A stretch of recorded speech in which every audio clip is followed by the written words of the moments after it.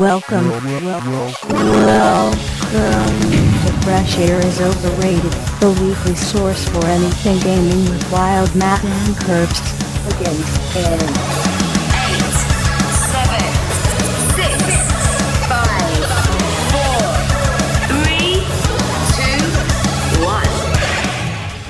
Yo, what's up? Welcome to Fresh Air is Overrated, episode number 147. It is Tuesday, October 23rd, 2012. I am your host slash producer, Wild Matt, and with me, as usual, I have Curbs, whose only title is co-host and does nothing else. Good contribution there. That's what you are. Just saying what's on the screen already. And today, we actually have a guest host. You might know him. His name is djWHEAT. Is this where I say hi? What's up, guys? How's it going? Thanks for having me on the show. I think we tried to plan this for 5 years, and I'm happy that here in October of 2012 we're finally able to make it a reality. So that's awesome. I think this show's been going on for 5 years, so you might be right. And actually, right. I mean, I didn't really want to come out and just start the show with this, but I don't know if you knew, but I was just waiting. I said to myself many, many years ago, I said, you know what? Maybe if Wild Matt can have 147 episodes, then I'll be on his show. And so this is a special episode, 147, here it is, finally. Big numbers, and yeah, here I am. Not 150. Yeah, screw rounding. Nah. Rounding. Well, I was very specifically 147. Craziness. All right. Hey, megascorcher.com. That's our website. Go check it out. That's where all our VODs and MP3s are. And before we get to the gist of the show, go check out our sponsor. It's GoToMeeting by Citrix. You can go host online meetings whenever you want, wherever you want. You don't need to call in all your colleagues into work. You can just do it over the internet. 15 people can do it. 6 people on the webcam with HD faces. So visit gotomeeting.com for a free 30-day trial and use the promo code podcast. That's gotomeeting.com, 30-day trial using the promo code podcast. Also, they have an app on iOS and stuff, which is pretty cool. There's an app for everything. There is apps for everything. You want a taxi, Curbs? A taxi? Yeah. No, I'm good. Oh, yeah, that's right. You paid $400 for your car. You don't need a Hey, taxi. $600. All right. Oh, sorry. Ouch. Canadian. Yeah, Canadian, not even American. All right, so we're going to start the show today a little bit differently. We're actually going to start it off with a little interview with djWHEAT. Yeah, God. Since we got him on, might as well, right? Oh, God. You're going to ask me questions and shit. All right. Yeah, and some people actually contributed via Facebook and Skype, so we got questions from the fans as well. Okay. Yeah. I'm in. I hope none of them are like, where did your name come from? Because to be honest with you, I'm fucking tired of answering that question. I hope that we don't have that, actually. No, of course. Come on. I mean, if it was actually interesting, then maybe I would love to tell that story, but it's not, so anyway. Yeah, I'm from Nebraska, so there's a lot of wheat there. Yeah, I like wheat beer. There we go. Yeah. So I put DJ in front of it. Done. I've decided now that whenever people ask me that question, I just give them the most elaborate, but yet has nothing to do with 7-minute answer, about how when I was 13, I was in Siberia and I had to fight, all sorts of crazy woodland animals and stuff. And then eventually get back to wheat beer in Nebraska. And there you go. That wasn't a question, but there you go. Answered. Yeah. Now you know the true story. Now you know. If you didn't already know, which you should have.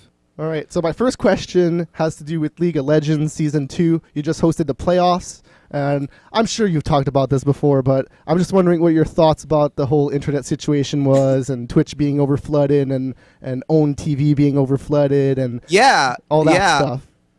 So, I mean, great question to kick off, because what we saw happen at the World Playoffs was one of those things that, I mean, frankly, it's not unprecedented when it comes to those types of events, because we've had major events that have just sort of failed before, and internet has been an issue. It always is an unknown factor. You're kind of rolling the dice in all of it.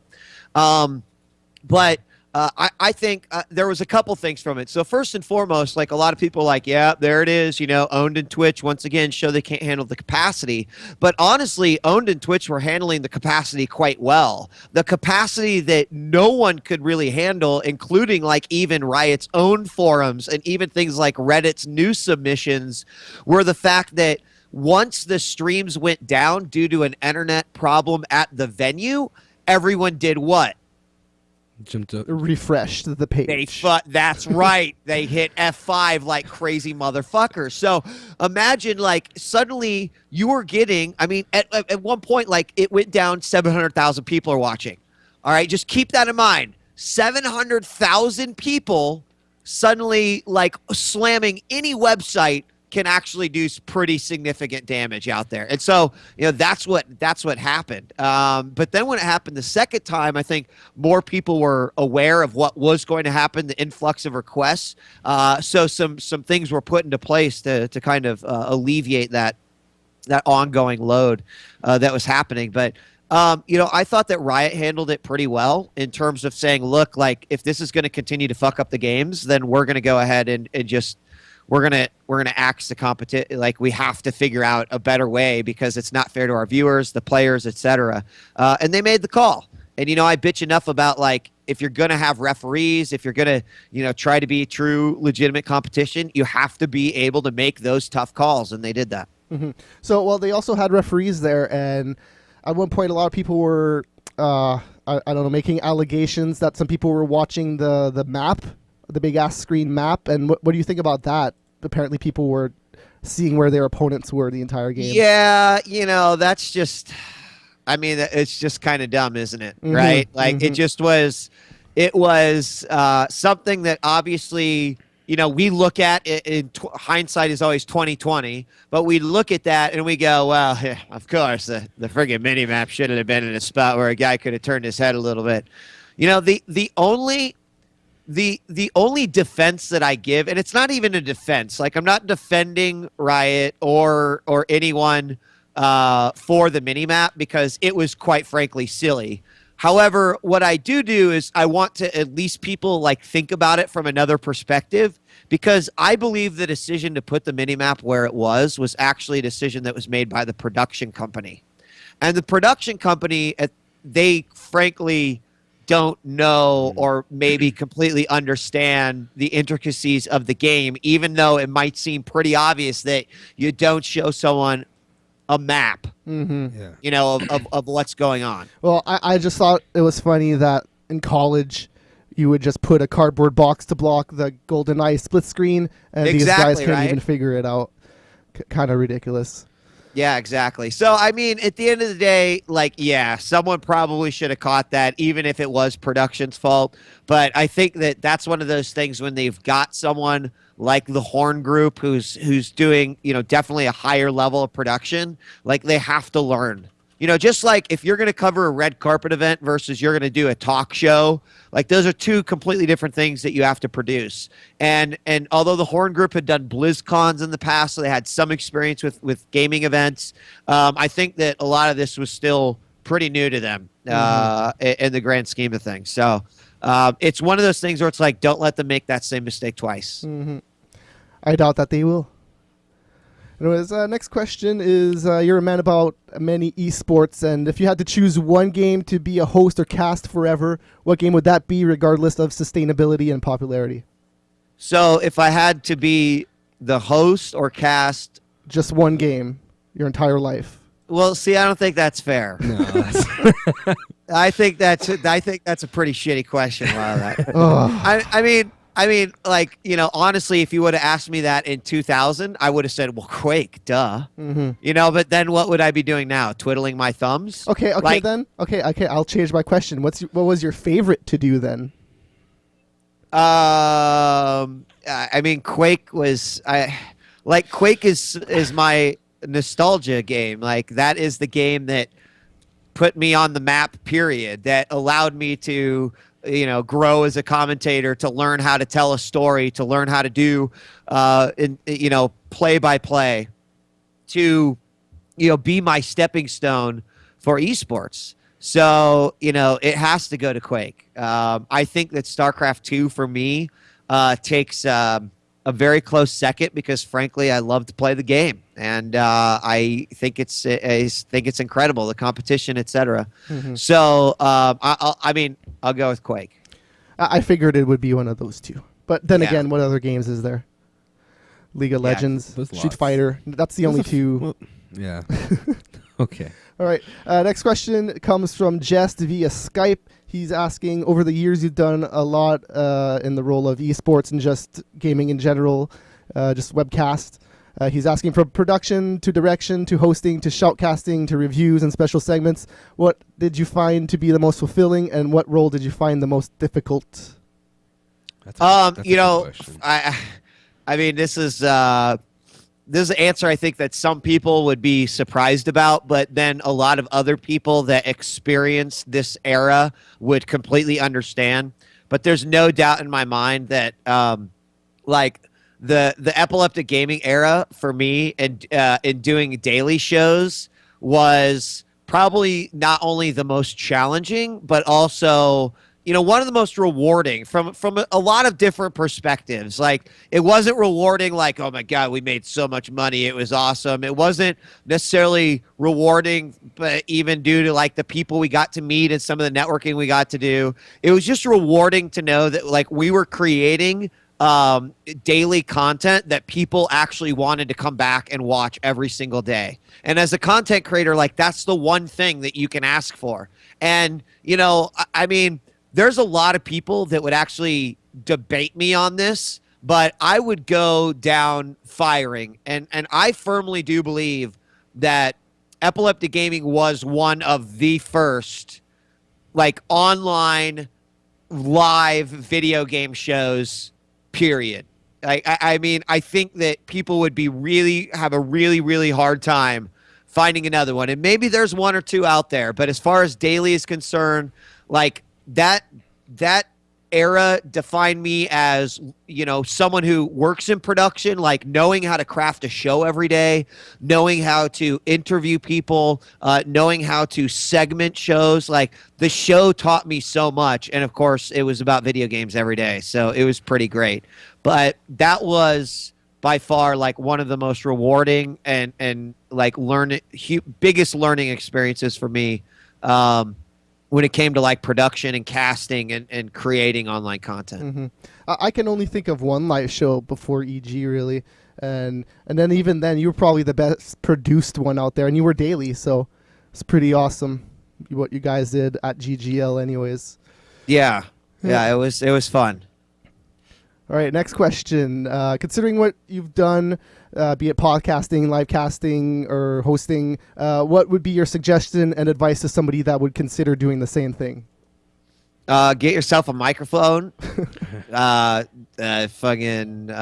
up to Twitch TV and just go on and start doing a show. I mean, frankly, like, a lot of people ask that question, and I want to say back to them, like, do you know how to host a show? And suddenly like, no, maybe I don't. So the best thing you can do is like learn how to do the content that you want to do. And a lot of times that just is a matter of watching a lot of content yourself and then trying to create, what your vision is. And it's that simple. Like, once you create a vision, then you share it with people. There's a lot of outlets now that we didn't even have before. Mm-hmm. I would go to like GameFAQ forums back in the day. Like, I bet you even right now, I'm going to look this up. Game FAQ. Is that still And then Epileptic Gaming. I used to go to Game FAQs every time. And just post, like, I didn't care if there were 10 people that were in the forum. I didn't care if there was 1,000 people. Like, I would break rules all the time. I would go and I would advertise the shit out of the show. And I would just say to myself, hey, man, if 3 people watch the show, success. And so, different things like that. Of course, I can't seem to find any old. I would love to find it. I don't know. Maybe I have to go to the Wayback Machine. But, I mean, it was the same shit every week. I would just replace the games that you're reviewing and whatnot. And you just go out there and you just kind of do it. And nowadays you have things like Reddit. You have things like a lot of community forums that you can go and actually get involved with. And they're happy to, hear about shows that you might be doing based around content that they might love. And then also you get discovered on Twitch, which I think is pretty great. So I think first and foremost, you get the equipment, you practice, you try it out, and you watch others, and you try to create your own vision, because you've got to have one if you're going to do it. Yeah, and even 4 years ago, everything was harder to do. If you wanted to produce a show, you needed to get the editing software, you needed to get the live streamer, and now it's all into one. You get things like Wirecast and XSplit and VidBlaster. They all do it in one app, and it's pretty simple now. So you just need to know what you're doing and just keep doing it. And even if you only have 3 viewers every episode, you just can't give up. You got to keep going. Absolutely. That's what I would tell people. Absolutely. Some people get keep going. you just don't get discouraged. All right. Beth saw via Skype was wondering if you could run us through a typical day at Twitch. Oh my God, I just saw the steak that is sitting here. Sorry, I got distracted. You want to see these 3 juicy pieces of steak? And you might be like, djWHEAT, why do you have 3 juicy pieces of steak? Oh, blood all over the place. Oh my God. Oh my God, I just stained my mouse pad. Good thing it's so fucking big that I don't even use that portion of it. It's got a Worcestershire stain now. God damn it. What was the question? That's all I was wondering if you could take us through a typical day at Twitch. That's right. Yes. God, a typical day at Twitch, no day at Twitch, you'll have to excuse me. I'm going to answer this while I clean up my mess of stupidity. No day at Twitch is quite the same. Everyone's going to give you a little bit different answer, right? Because everyone takes on multiple roles within Twitch TV, except for maybe Gunrun. He's going to be the guy that's I'm constantly saving the day all the time. But for example, one of the things that I work on is special projects and sort of what I like to call guys that stream on Twitch that maybe you wouldn't imagine stream on Twitch. So an example of that is Wizards of the Coast. When I first got in contact with them and we started some initial meetings with them. We knew that they were doing these pro tour events. We knew that they were doing a little bit of live streaming, but it was something that everyone at Twitch was like, God, Magic the Gathering is so great. I think that other gamers would be interested in getting into something like that. And then, look at them now. This past weekend, they had a 20,000 concurrent viewer tournament. It's a really big tournament. It's not even their big shebang and all of it. And, they've been really successful. So I like to go out and find partners like that I think, could really benefit in streaming. So I spent a lot of time doing that. I also do day-to-day a lot of stuff with research and technology. Recently I've been working on iPad streaming because frankly, why shouldn't an iPad mobile developer be they should be streaming their new releases on Twitch. I put together a 1080p, amazing resolution streaming just different things like that. So my average day is a lot of answering emails and getting on the phone a lot. I also spend a lot of time writing documents for Twitch, whether that's hey, this is a feature that I think a lot of streamers would really like, or here's a write-up about an event I went to and some of the people I talked to. It's definitely not unicorns and rainbows all the time. There's a lot of work. I will normally spend about 9 hours a day. Sometimes on the weekends, even when I'm technically off, I will spend several hours just doing miscellaneous stuff because streaming is kind of always happening. There's someone always streaming on Twitch around the clock, and so for that reason, I don't necessarily have set hours during the day. I happen to be one of the guys that gets up really, really early in Twitch, so I get to experience a lot of the Taiwanese, the late night Taiwanese streaming culture. So we want to be able to grow that a little bit more and stuff like that. So no day is ever the same. The only thing that's ever the same from day to day would be like the weekly meetings that always fall on one day. But that's one of the reasons why I love working at Twitch, is because I have the freedom to kind of, set my schedule, work according to like the same hours as Twitch. Sometimes I will choose to, sleep during the day and stay up for a European event just so that we can support them and that we can make sure that someone's there all the time. So the average day is actually kind of all over the place. Mm-hmm. Yeah, Twitch seems like a cool place to work. I don't know where I heard this, but I heard that on every Friday night you guys take a shot before you leave the office. Unconfirmed reports, though. There's actually a pretty nice bar. There's definitely some shots. The Twitch culture is great. They feed us lunch and dinner every single day. And I'm not talking about like lame ass meals that, just come fast food. Like I'm talking really, really good food. They take great care of their employees. Again, because Twitch is a 24/7 operation, 365. Sorry, my mouth is watering from the steak. I took a bite out of it. Like the developers are constantly working. People in net development are constantly working. So, during the game, you could just see like a 5-man Dota game breakout in the middle of the day. And then, everyone will work a little bit later, and then maybe they'll stay 3 hours later that night just playing Dota. Or there's a good sense of family and community within Twitch, which I think is really it makes it that much more enjoyable to work at. Oh yeah, I'd just like to correct myself. Shinji actually asked that question, not Detsaw. But Detsaw did ask another question, and it is, what do you think about productive EG members like Gunrun, Scan, Konsu? He said myself too, but You don't like to toot your own horn. No. I think they're awesome. And by the way, whoever pointed out Epoch Smiles actually noted that there's Left 4 Dead on Mini Wheat's screen behind me. That's pretty awesome. Dude, I think it's awesome. The fact that there are still names around that were around during EG that to me were a prominent part of that community. It to me it just like solidifies what we did back then, the fact that we did make an enjoyable community, an enjoyable and like fruitful means for people to express themselves and have an opinion. I think it's phenomenal, and I love the fact that guys like you, guys like Konsu, he's done a bunch of streaming as well. That people are still keeping at it. Yeah, it's definitely cool.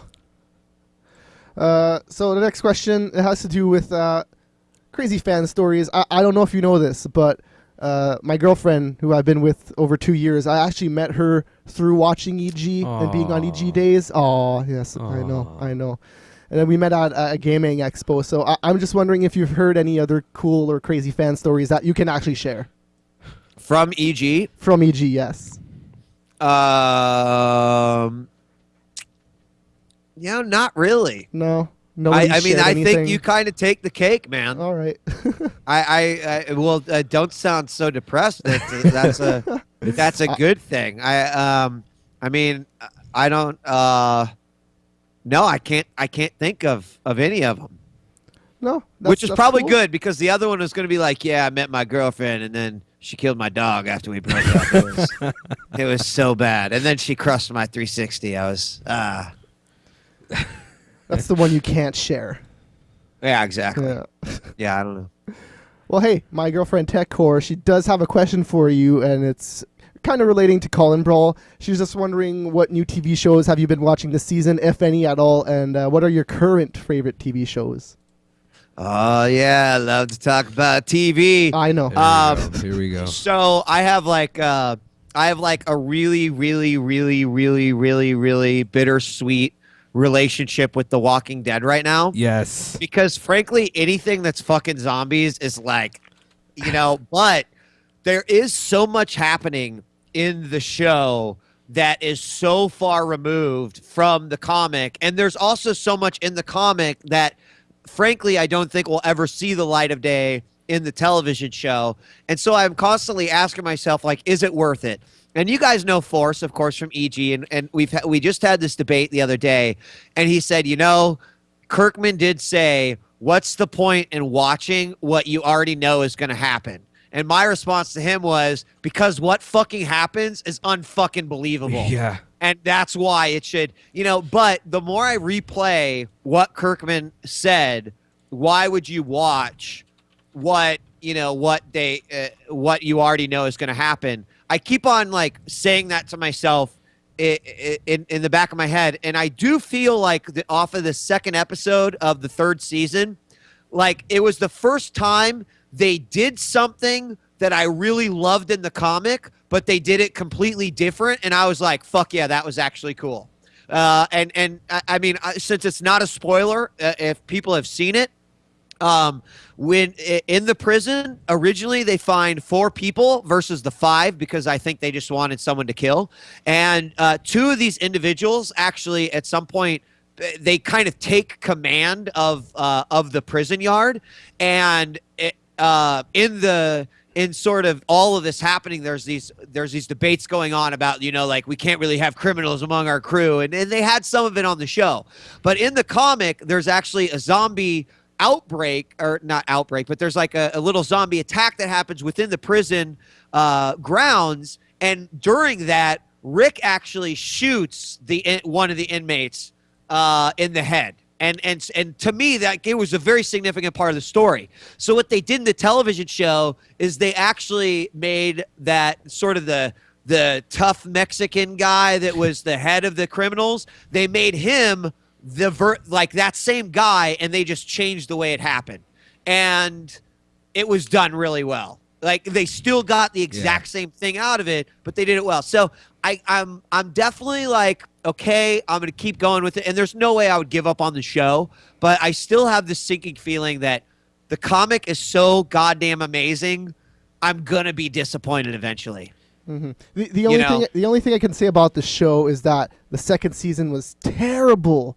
I hated the second season. I wouldn't say it was terrible. Oh, dude, it dragged so much, and so much stupid stuff happened. I hated it. It almost made me stop watching it. But this current season has been better than all of the second season combined. Oh, absolutely. Yeah, I mean, you guys, it's totally like watching Naruto or Bleach, right? I mean, it's like the first season, I was pretty much all over it. The pacing had its slow parts, and you knew kind of where it was going. But I think they were like, well, shit, man, people like to watch this show, but we gotta make this last a little bit. And so we can't be having the governor coming around until at least season 3 and maybe even into 4 as well.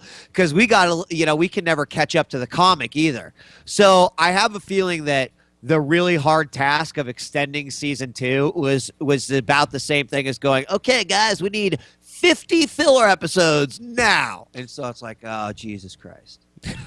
Those are always a painful thing to get through as well. Yeah. For reviewers. Do you guys think that over the course of the comic, the main characters, they definitely evolve, the attitude of hey, oh my gosh, there's a zombie outbreak. What are we going to do? Into we do what we fucking have to do because we have to survive. Do you feel like in season 2, they almost tried too hard to sort of push that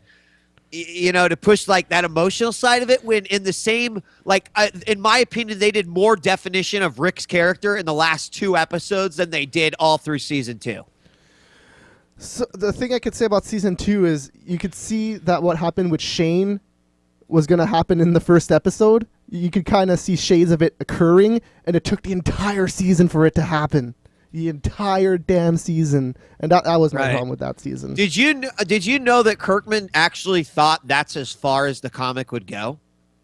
I think I heard that. Yeah, I think I heard that. That's why Kirkman thought that. Well, look, we're only going to do 8 issues of this thing, so let's make our big story arc issues 1 through 6 like Shane's death, and it worked in just a standalone arc. If you give someone that, it's still an amazing 6-arc story.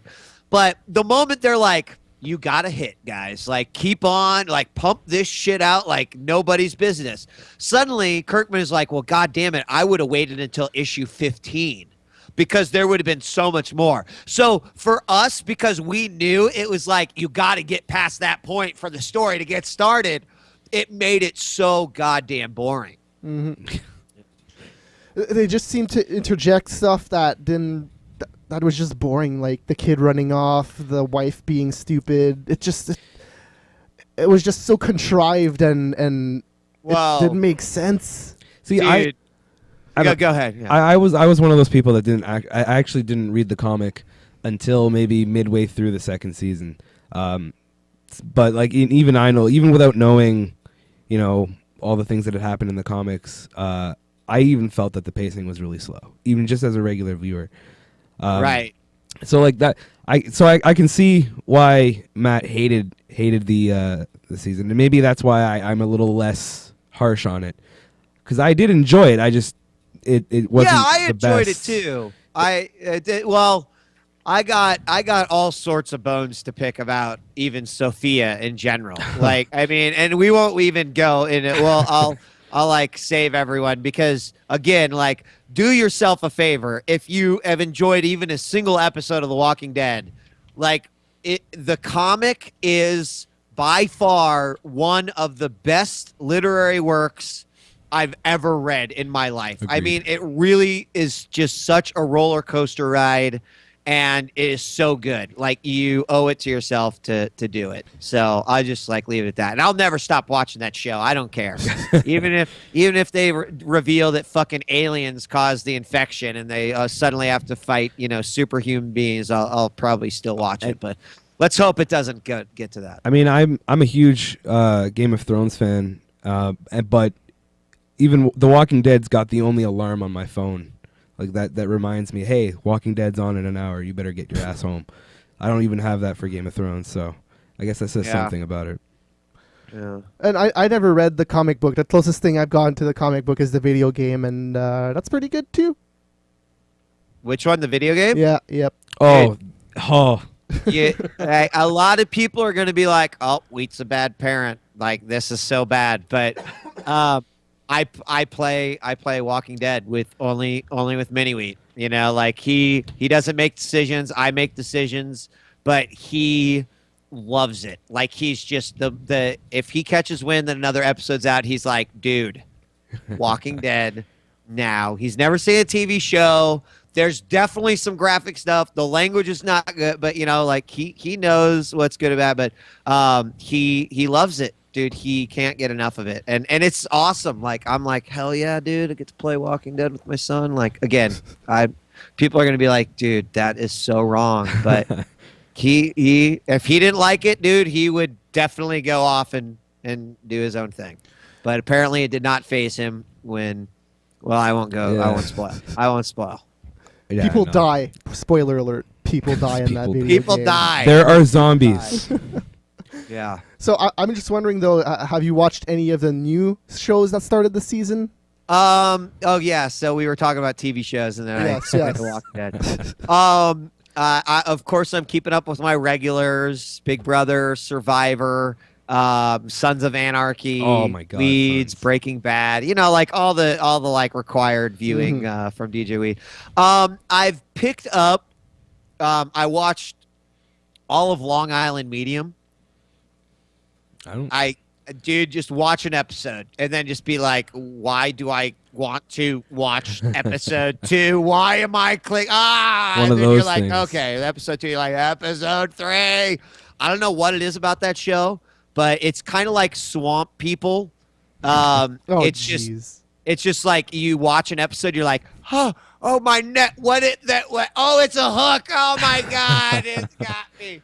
But no, I've watched a few episodes of Revolution, and while I still feel like it has some pretty intense cheese factor to it, I do like the concept of it, and I feel like it's got enough mystery behind it that it might have some legs. But after Terra Nova, there's a part of me that's like, this one's just going to go for a season and then get canned. So it's kind of just like, yeah, sure, I've got an episode of Revolution to watch. But actually one that is cheesy, but I really like, is Once Upon a Time. I started watching that last season. Nothing happened, and I stopped.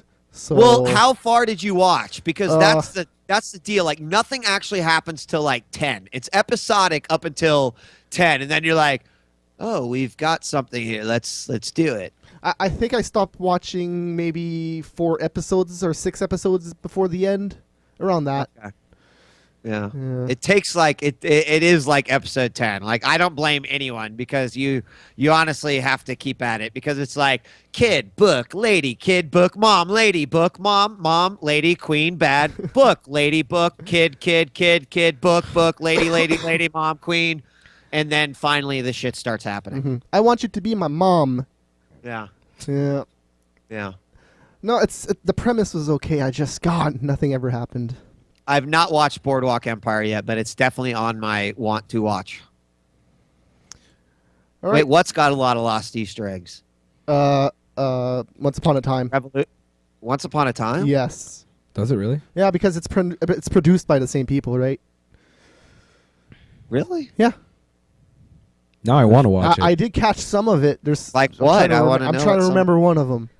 I don't, man. I The really don't clock. remember. Oh, I see. Okay. Yeah, okay, yeah. There you go. Awesome. Everything is about Lost now. God, everything. Like, person of interest is like, oh, hey, we got J.J. Abrams. Come watch it because he was with Lost. But I do like person of interest. It's pretty awesome. But sticking to Colin Brawl, what do you think of the whole John Jones versus Chael Sonnen tough thing, if you've heard about it? Well, what's explicitly about it? Okay, so UFC, in case you don't know what we're talking about in the chat room. Chael Sonnen was talking a lot of shit to John Jones. John Jones refused to fight him, and now they're fighting. Right. And there's going to be a tough season with those 2 guys as the coach, and they're going to fight. But it hasn't started yet, right? So they started filming this week, but it's going to air in January, I believe. Okay. Yes. Okay, yeah. I mean, I had heard about him not fighting, and then, of course, UFC said, well, why don't we put it as a part of the show? Which isn't the first time that it's happened. Mm-hmm. Was it? What was, like, I want to say one of the early seasons with Tito was, like, either the fight wouldn't happen, but then, I don't remember. But anyway, dude, as far as I'm concerned, like the Ultimate Fighter has been an incredible vehicle for the UFC. Mm-hmm. Like Yeah. to set that up and to continue, UFC has done an amazing job in commercializing and expanding their pay-per-view properties, but with their Ultimate Fighter and with some of their like free, fight nights that they do, they do such a good job of wrangling people into the sport that then convert into pay-per-views. So I know while some people are probably like, it's lame because, it's gonna be something that goes over the course of the television show, and why don't you just put it as a title card fight? It's gonna bring so many people into it, or maybe into the Ultimate Fighter, or maybe convert into pay-per-view. So I'm actually completely okay with those types of things. Yeah, no, it's just a lot of people are complaining that Sonnen doesn't deserve a shot, and it's his first fight back at light heavyweight in like 7-8 years, something like that. He hasn't fought there in But forever. isn't that why they do it with the show? So the reason they did it is because nobody took the John Jones fight like what 2 months ago, 3 months ago, and now everybody's bitching about it. But nobody took that fight except Chael Sonnen was the only one willing to do it. So I have no problem with it. I Right. have no problem with it. Right. And Excuse me. this year in terms of UFC has just been crazy. There's been an event every weekend.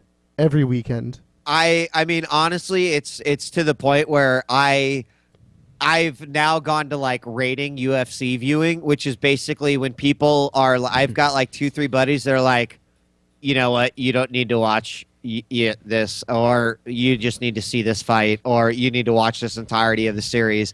Sometimes I've missed a few, but I mean, you're right. It's like there has been so much lately, but I mean, dude, the sport is growing. Like it's such a stupid rate. Like I'm into that. Yeah.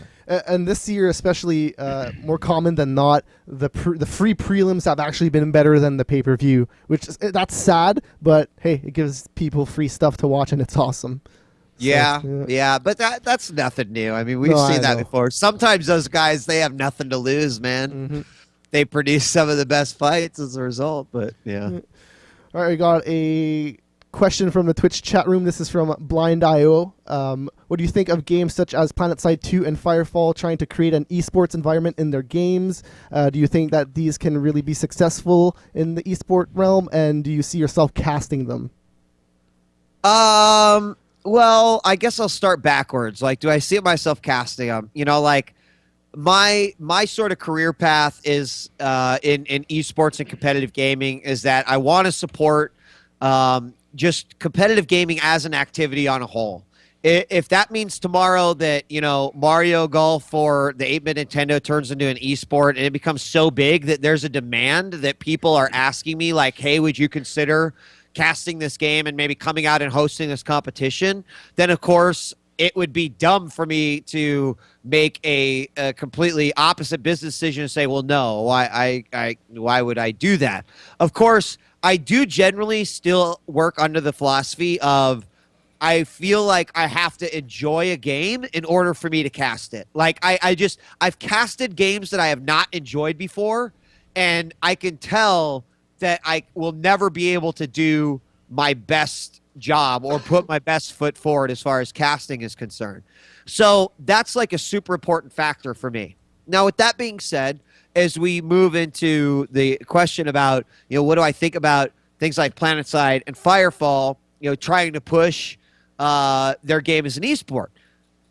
These companies are actually both very unique in that they say that they're not trying to force the idea of competitive gaming onto people by any means. But what they want to do is they want to facilitate the option of playing the game in a competitive environment. And I feel like that is a safe way to go. Now, Firefall and Red 5, I would argue that they've gone a little bit further in that they've said, well, if we are going to foster a competitive environment, we have to do it in two ways. We have to do it first and foremost in the game, and then we have to do it second of all with the spectating client, which has been a big problem with a lot of games in the past, is that they've not had anything like a spec client. Well, newsflash, their spec client is goddamn amazing. One of the best that I've ever used, I've ever seen. So they've got that right idea in mind. You know, PlanetSide's the same way. Sony has come out and they've said, look, guys, we know that this isn't going to be necessarily a traditional esport, and that, you know, maybe we won't like go have, you know, PlanetSide Dallas, where all the teams fly to Dallas and then they're playing, you know, in real time over a real time environment. No, but actually these open world, like real time engagements where, you know, I mean, I don't really know what their full formula is for it, but they're realistic about, like, they don't expect that PlanetSide 2 is going to become the next Counter-Strike.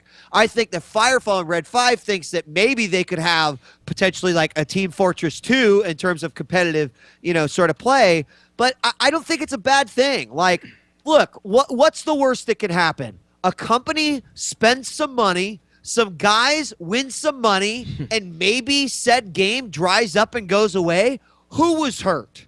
Who got hurt? No animals were hurt during that. You know, some guys got some money for being good at a game. That never hurt anyone. If anything, it might hurt the company a little bit. But honestly, I see no bad in that. No, I agree 100%. I mean, yeah, no. No, I thought of a question really quick off the top of my head. I never played Counter-Strike really before. I mean, I did play some of 1.6, but I never touched Source ever. I did. Okay, all right. But I did play a bunch of Go, and I thought it was awesome. This isn't really a specific esports question, but what do you think of the changes that they made and like the scoreboard and the specking and all that stuff? Spectating. And what specifically? So, what do you think about just the spectating mode and like the scoreboard they added on the top and stuff? In Go? Yeah. What are your general thoughts on Go? You mean in Go? Yeah, yes. Oh, yeah. Yes. I mean, that's the step in the right direction. And, you know, Valve is obviously figuring it out. Look at what Dota's doing. Dota 2's doing. Look at, you know, what they're trying to do in CSGO. I mean, I think that Valve actually has put so much effort into really trying to tailor the game towards the way that the community wants it that they've skimped out on some other things that the community undoubtedly wants. So I mean, it's good. It's the steps in the right direction, but at the same time, you still have to have the teams out there. You have to have the guys that are like, "Oh my God, this game is amazing. I want to play it." And then the tournament's like, "Oh my God, these teams are amazing. We want to support the leagues and the competitions, etc."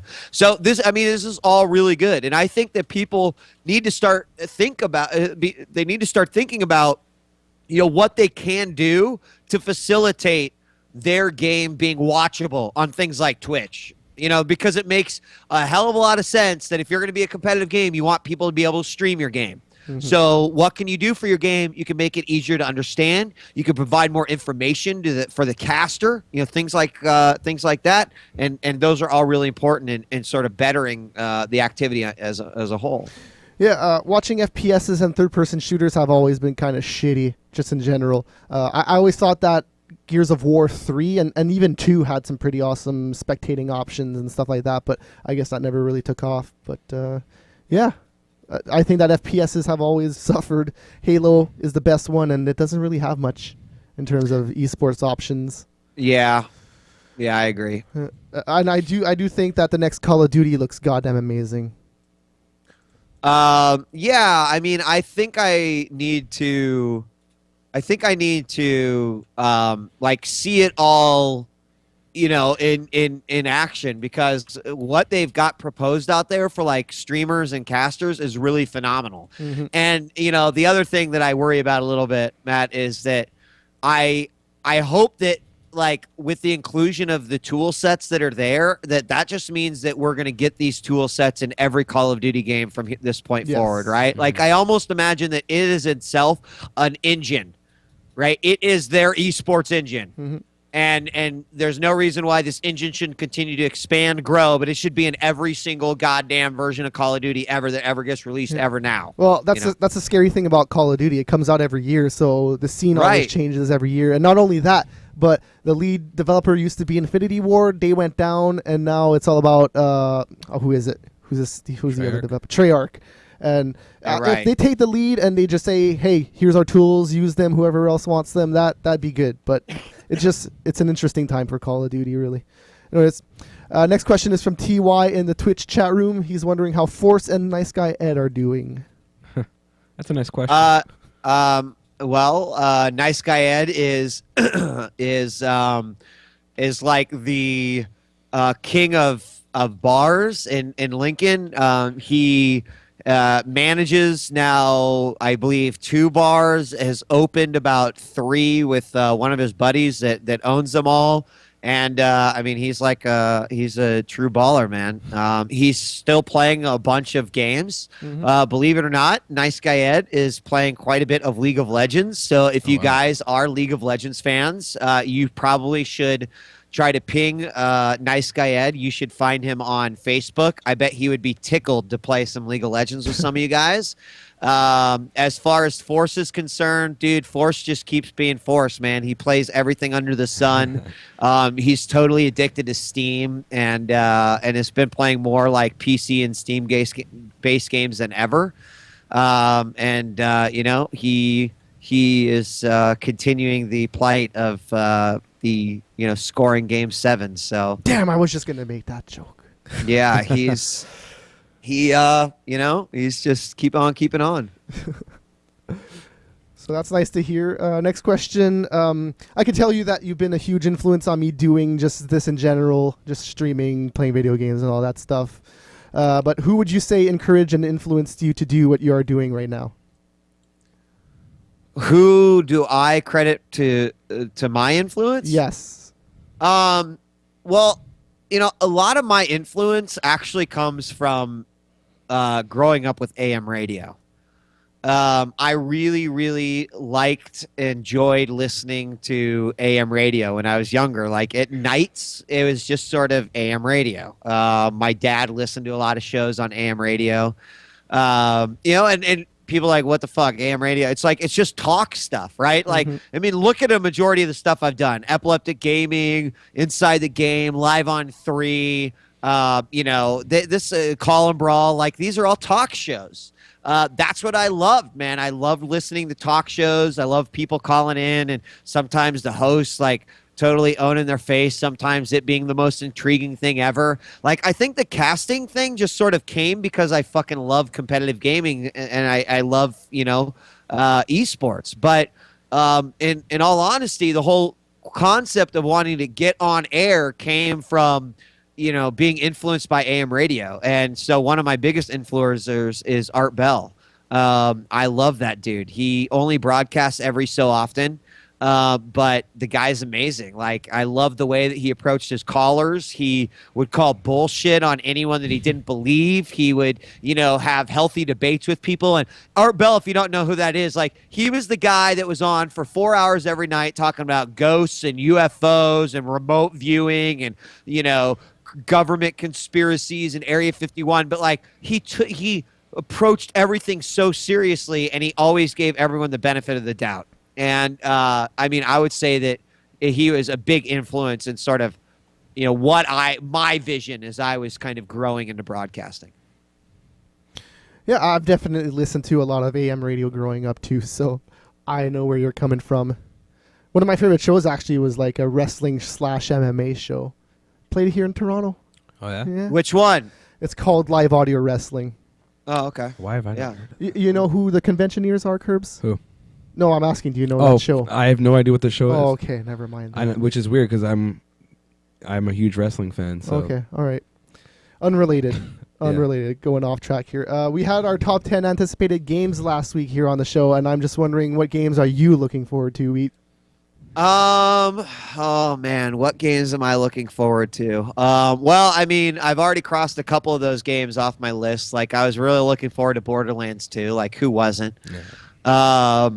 I am really, I hope no one like hates on me for this. But I really am so excited for the upcoming Tomb Raider, and I don't know it doesn't come out till like March of next year, but like, God damn it, I cannot wait for this game. Like, I think it really looks fantastic, right there, and I hope it does not suck at all. God damn it, I hope it doesn't suck. But let's see. I'm trying to think of like what else, because I feel like let's see. I was really excited for RE6, but I still haven't played it yet. I think it was because everyone said it sucked balls when it came out, and I got really jaded. I still want to play XCOM, which I know just recently came out. Yeah. Mini Wheat's going to want to play Skylanders Giant, so I'll have to get on that shit. I guess I'm like semi excited for Assassin's Creed 3. I think you guys know somewhat my plight about the Assassin's Creed games. Although I really enjoyed 2, I never really played Brotherhood.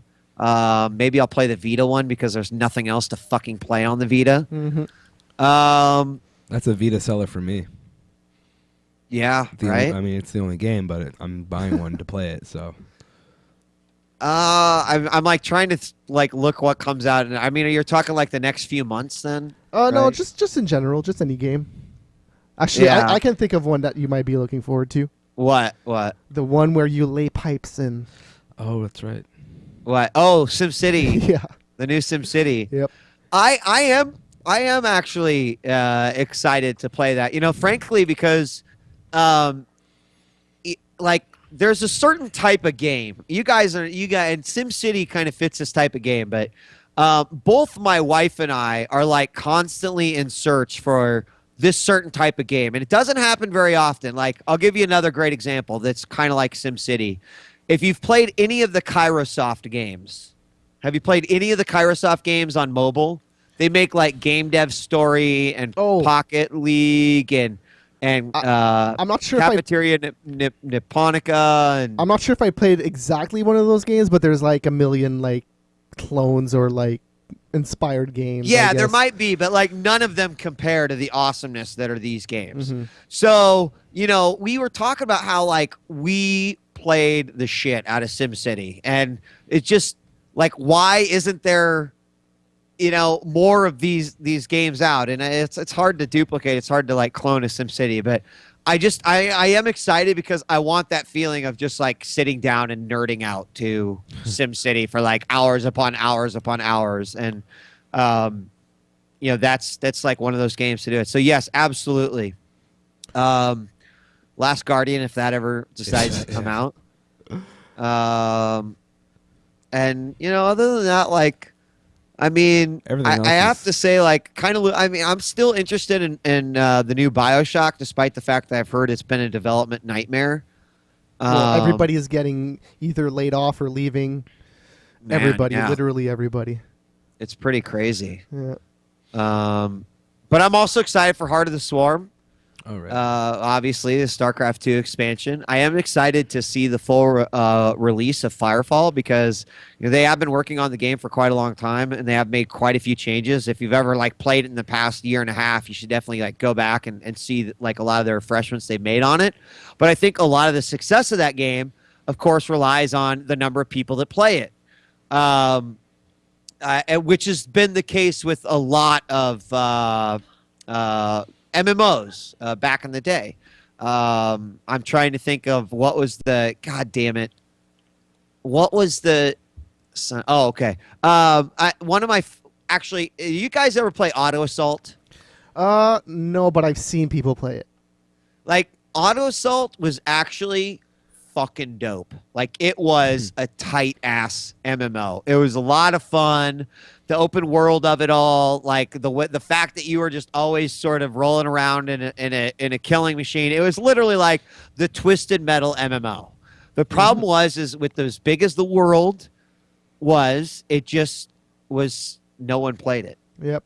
So And- the funny thing about that, though, they had multiple servers, right? And everybody was scattered, so there might have been like 10 people on each server at one point. Yeah. Oh, no one played that. Yeah, no, it looked cool. As an MMO, it looked different at the time.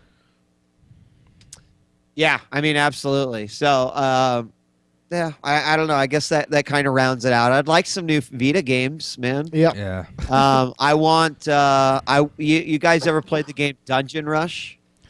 No, I can't say I Wait. did. Dungeon Raid? Is it Oh my on the God. Vita?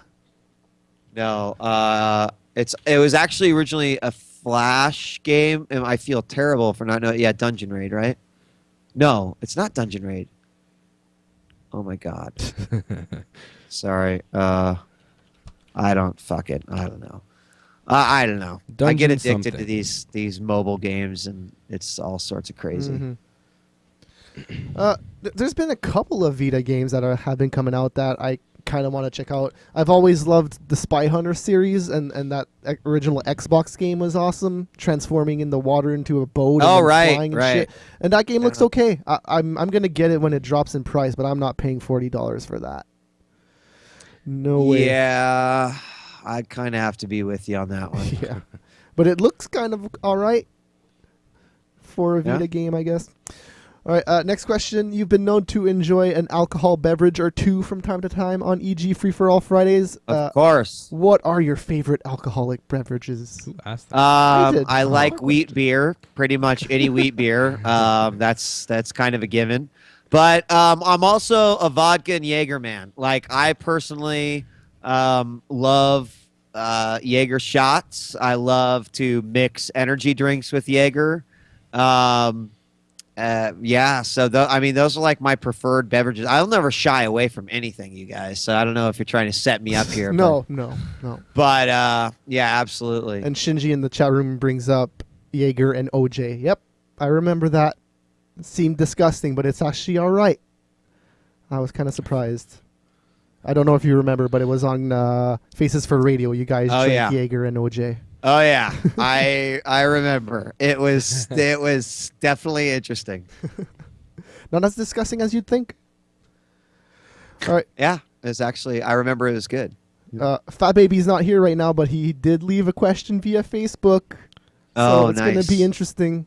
What's the most underrated game of all time?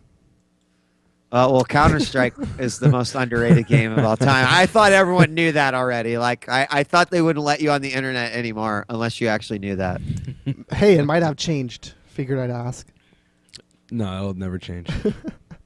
Hey, and it was asked by Fat Baby. I had to. And the last question comes from our friend Robert Zuma, whoever that guy is. Who the fuck is Robert Sumo? And he's probably asking the lamest question. So all the shit he's talking in the chat room, he can go suck it. When is EG Call Brawl coming back? God, man. That's the question everyone wants to ask, but no one wants. Of course. He did he actually ask that? I think so. Yes. God, on Facebook, I hope yes. soon. I keep on saying soon. TM Blizzard trademarked. But you know, I don't know. All right. I can tell you that every week I spend a little bit more time working on potentially what will be the resurrection of a couple of shows that I think people really enjoyed watching. So a week does not go by where I'm not doing something to try to get a little bit closer to that goal. There we go. That's about the best I can do. I'm happy with that answer. Mm-hmm. And somebody asked something about the popularity of StarCraft 2 going down. All I'm going to say is listen to the last Inside the Game. We'll leave it at that. Yeah. Yeah. I mean, I think people have a lot of different perceptions about games growing and games shrinking.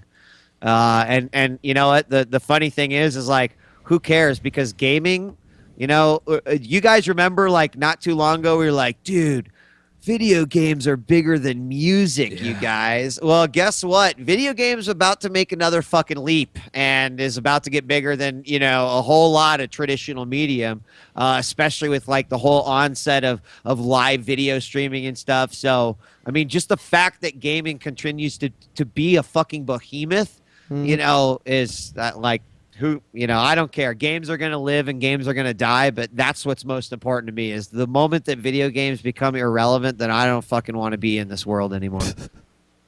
Amen. All right. That does it. That was all the questions I had. Well, we're going to do call-ins, no? We're done. No, so you can ask questions at the end of the show. We'll be taking Skype calls at the very end. But before we get to the Skype calls, we have a show to do, Curbs. I don't know if you knew this. I don't have that much time left. I know, but we're going to try to blaze through it. Let's talk about the games we're playing. Or real quick? Oh, yeah, I'm just going to go through it real quick. So, Retro City Rampage, everybody knew that already. The PS All-Stars beta came out. If you have a Vita, that's something to play on the Vita. Wait, what? Really? Yes. How do I get in that? So, if you have PlayStation Plus. So, if you have a Vita... If you have a Vita... Oh, Vita. If you have a Vita, you get in automatically. And on PS3, you got to be on Plus. Oh my God. Yes, I'm plugging my Vita in tonight. That's fucking the best news I've heard all day. That battery will have a charge for the first time in years, even though it just came out. Well, like 2 weeks. But 2 weeks. yeah. Yeah. And actually, more Vita stuff. There was a sale at Staples on 3 games on the Vita, and I got Wipeout 2048 and Mod Nation Racers for $10 each. I haven't played much Mod Nation Racers. I know what to expect from that, but Wipeout 2048 is awesome. Wipeout's one of my favorite series on the Sony consoles, and it's goddamn awesome. Apparently, it's not just PlayStation Plus anymore. Oh, okay. Well, everybody can get it. Everyone can get in. All right. And really quickly, I played a Vita also at an EB Games here, and they had a Guacamelee demo, which you're playing a luchador, and then you're just side-scrolling, beating up people. It's pretty cool. So that's going to be a downloadable, probably like $15 or something. So it's You surprisingly had a lot of Vita stuff in there. Yeah, that's all I played. What about you, Curbs? The usual MLB and Battlefield. Okay. I'm pretty sure there's more, but I'm trying to breeze through this. All right, and Wheat, been playing anything lately?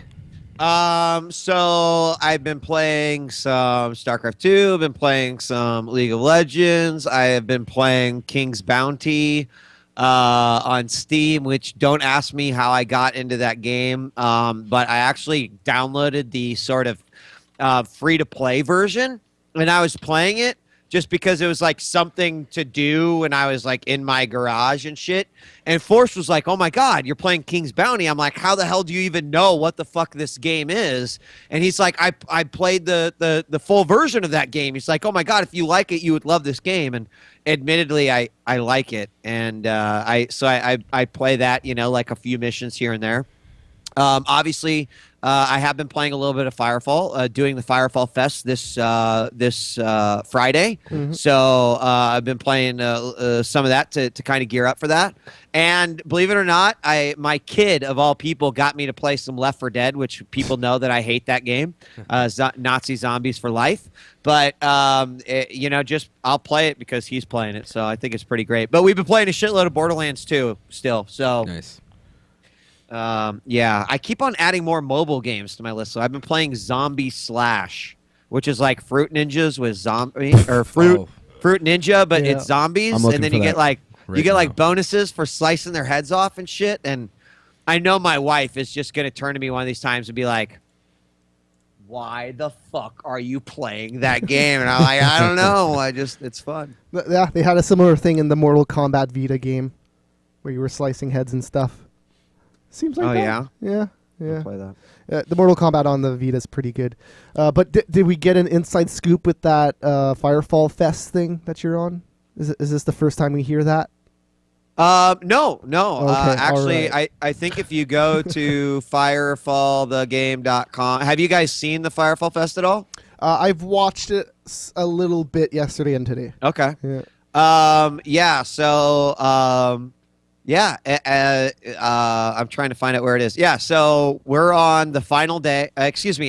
Friday. But Saturday is the final day. My bad. So we're on from 10 a.m. to 1 p.m. PST. And after that, extra credits is on. But we're going to do all sort of esports, PvP side of it all. I'm actually pretty excited about it. I think tomorrow, Day 9 is going to be on, and then Household Hacker. But today they had Team Unicorn and Mega 64. On Monday, they had Will Wheaton, Felicia Day. So, I mean, like, on Saturday, they're going to have Nathan Fillion and Allison Heslip. So... I mean, like, obviously there's just, like, that's some celebrity grab right there, but Yeah. I'm still pretty excited about, going into their studio. It's super cool setup they've got over there. So I think it should be pretty cool. Yeah. I've been looking kind of forward to that game, like cautiously optimistic. Been holding back since I played it at PAX East 2 years ago, and I've been in the beta for a while. I don't know. Like I said, it looks good, but I'm not sure about it yet. That's all I'm going to say about it. Let's go on to the news of the week now, since we already talked about the games. Quick. Hey, I'll do it as fast as I can. I just know people want to ask questions. That's Yeah, all. I know. I'll skip through some of these curbs if you want me to. The 4th generation iPad just got announced. It has a new processor, so we'll be able to process your stuff faster. Yeah, that's about it. But they also did announce a new iPad mini, which is a 7.9-inch screen. It has a processor similar to the iPad 2. The price point starts at $329 for the 16GB version, and the display is the same resolution as an iPad 1, which, because of the screen size, it's still Retina, though. So there you go. You can't tell where the pixels are. I don't know.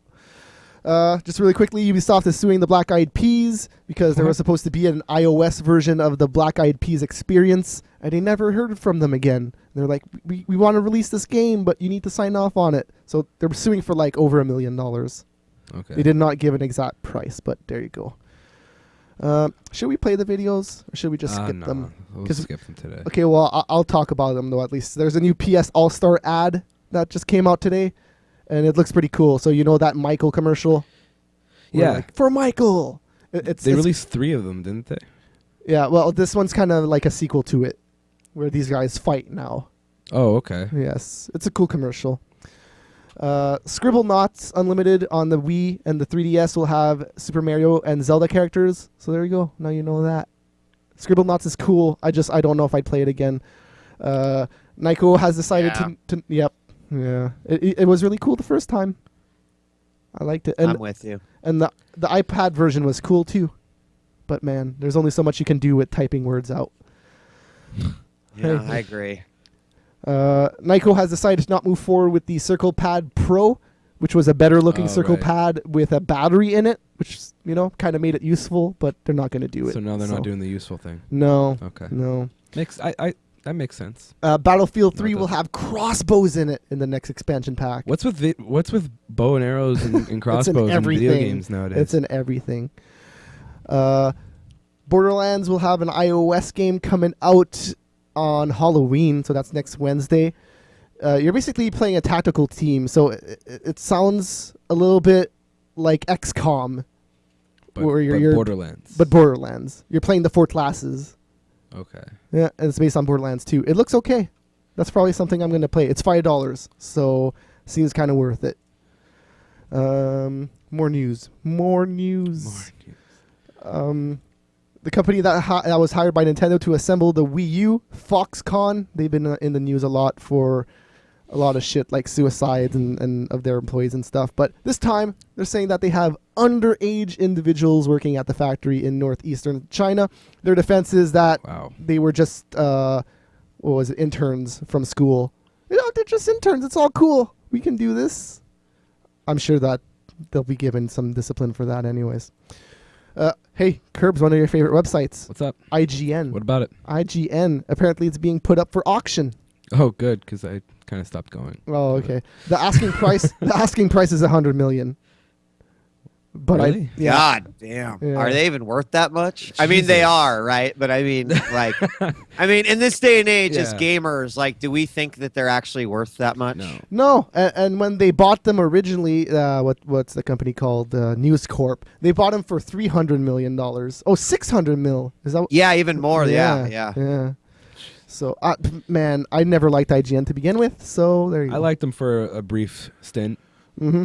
but now I just kind of, they're like my alternate. Not even that. When Yeah. I'm really bored. I'm just getting tired of seeing trailers with watermarks on them when I can just go to YouTube and find the same trailer without a watermark. But a lot of gaming sites do that. I anyway, know, so you and can't it really- and it annoys me. You It's can't, annoying. you can't really blame IGN for that one. Mm-hmm. But times are changing. That's what I'm saying. Just, people will find that it's from IGN eventually. The Wii U version of Call of Duty Black Ops 2 won't come with Elite. We talked about that last week, the free tracking, stat tracking thing that's on the internet. Kind of like Battle Log on Battlefield. Right. Not going to be on the Wii U, so there we go. Great reason to get that version. Carmageddon is now on the iOS. If you were lucky enough to get it on the day of release, you got it for free. That game was cool back in the day. I don't know if I'd play it on an iOS device, though. TF2 is finally punishing players for quitting Man vs. Machine. Really? Yeah, and I know we plays a lot of this. I have played quite a bit with Mini-Wheat, actually. Yeah. But what did they add? So when you used to quit the game, it just wouldn't do anything. But now when you quit it, let's say you quit once, it won't do anything negative to your account. But when you repeat quit, right. yeah, it will put you in a lower priority, resulting in longer matchmaking. So the more you quit, the harder time you'll get into a game. So don't quit, because you can just go to the menu, click quit, and then that doesn't count as quitting. I think that's going to be that's surprising. Like, that's going to be effective. Mm-hmm. And it's a co-op mode. Why would you quit? Anyways. Lightbox Interactive, the studio behind Starhawk, has shed some employees as it moves to the PS3 to the iOS. So, yeah, I guess they're not developing for Sony anymore. Just going to do iOS games. Voice chat on the Wii U is going to be weird. We learned some details about it. First of all, the game must support it. So I think there's 4 games that launch that will support it. Assassin's Creed 3, Black Ops 2, Mass Effect 3, and something else that I don't have written here. Anyways. Good job. The mic on the Wii U tablet won't work as a mic. You'll have to get a headset that plugs into that tablet. So if you're playing with the Pro Controller, let's say you're playing Call of Duty, and you're playing with the Pro Controller, Yeah. you'll have to have the tablet next to you So that to talk. God. Yeah. What the fuck? Just add a jack on the freaking thing. Just do Well, it. now it's too late, isn't it? I guess. But You'd think it is, but the USB headset that worked with the original Wii will work with this one. So, I mean, if you want a cord going all across the living room to your Wii, to your couch, and sure, you can do that. But who the fuck's going to do that? So, yeah, man, awesome. They still haven't figured out online gaming. All right.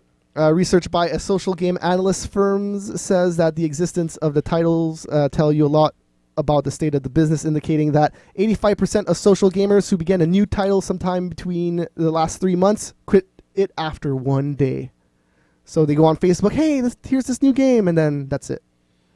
That's all they did. pretty much. I think that's why Zynga is in so much shit. Because nobody plays it. They play it for 2 seconds and then that's it. They play it, try it, realize that it's not that great, and then... Also, Zynga needs to do more iOS games. That's their problem. Nobody's playing Facebook games anymore. They're all playing it on their phones. There's an owner of a Utah game studio. He is going to jail for not paying his employees. Sensory Sweep Studios, they made games like Alvin and the Chipmunks and Jackass the Game. He still owes his employees $1.2 million. And this is like one of the first times that somebody has actually gone to prison for not paying their employees.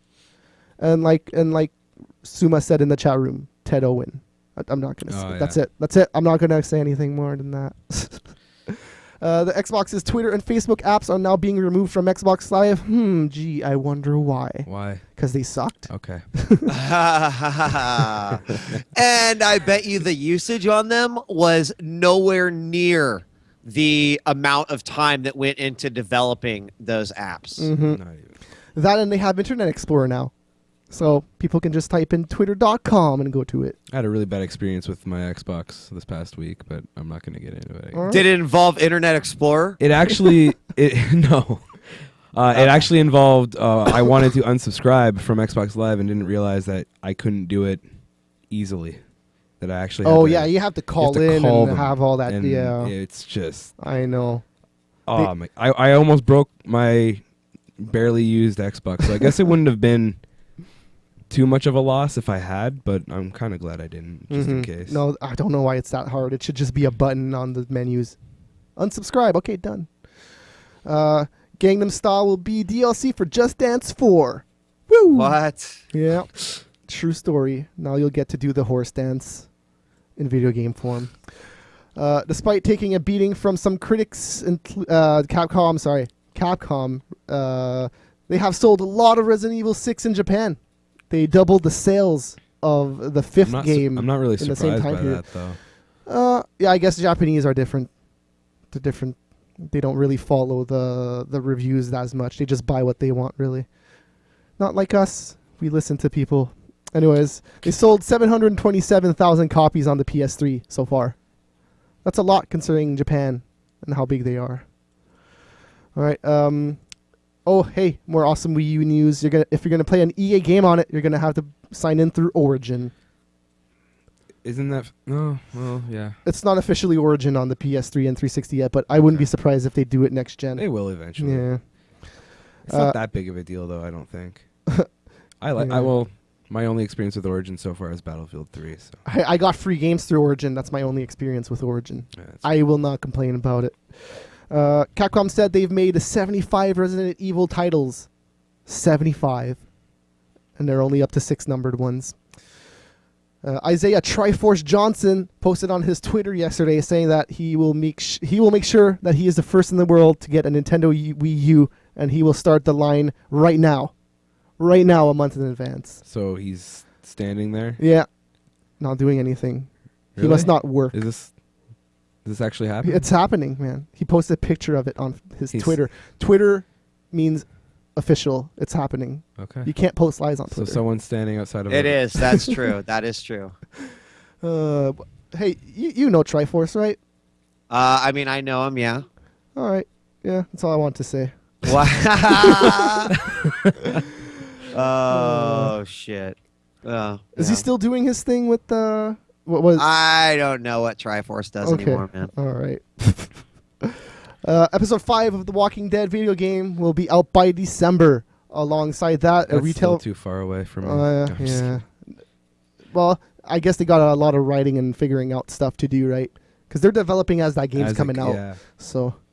but there is a retail version that will come out alongside that. Will be sold for $30 if you get the standard version. And then there's a collector's edition that's retailing for $70 that will come with the first 48 issues of the comic book. Oh, cool. So yeah. So if you don't have nice. that, if you don't have that and you like the game, that might be Pretty something I pick up. fantastic, actually. Yeah. $70. That's not that bad. No, that's really good, actually. And you get all 5 episodes of the game. I'm actually really sad that well, not really sad. I mean, it's a great game, but I'm kind of sad that it's ending. Yeah. They're saying there might be another one, right? After this. Yeah, there might be a sequel. Yeah. We'll see about that. So hey, second season, they're saying. Yeah. Do you remember when the PS3 was curing cancer and stuff? Of course, man. Yeah. What it cure now? Nothing, because they're ending it. What? Oh, well, that's because it was cured. They just now the government doesn't want you to know that they found a cure, so they can make all sorts of pharmaceutical millions of dollars on it and Yeah. maintain themselves as a superpower. So I'm gonna as the father of PS3ology, it's only right for me to say the obvious reason they're shutting it down is because they actually did cure cancer, and the government now doesn't want us to know about it. So, That makes it. So good job, Sonny. woo! So they're taking that out with an update tomorrow. It says October 24th. I'm not sure. That That's doesn't sound tomorrow. right. I know, but they don't usually release updates. Maybe. Anyways, On tomorrow. Wednesdays? Yeah. Tomorrow. North America's redesign of the PlayStation Store will not launch today as planned, and no word on when it's going to come out. And I did get to try it because who doesn't have a European account on their PS3? Everybody does. I don't. So, well, okay, you can create one in 2 seconds. I'm special. But the Europeans do have it, and I did try it out, and I can tell you why it's delayed right now, because it takes forever to load. Yeah. When you go to the PS Store, you click it, bam, you're in there buying shit already. It takes a while to load. I'm sure that's what they're fixing right now. So we'll see. Zynga has shut down their Boston office entirely and performed significant layoffs in their Austin office this afternoon. Kind of ironic that they did it on the same day that the iPad got announced. Yeah. They're probably like, this will take the heat off of us. Just do it. Let's fucking lay off everybody. We don't have the money to pay them anymore. Yeah, so that's the news of the week. Well, I think that was a record time for us. Yeah, The news yeah. of the week. The news of the week's usually the longest thing. It usually involves us fighting constantly. Yeah, yeah. Okay, let's go on to the cosplay of the week really quick. This one was from Dragon Con 2012, and it is an Ivy. Oh, It is an Ivy Wow. Gotta see cosplay this. from the Soul Calibur series. She yes.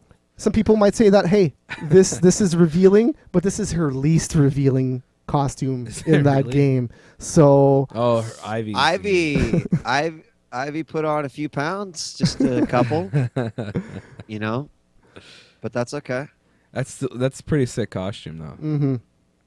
Yeah, she even has like the white pastiness going on. Like it's quite perfect in all facets.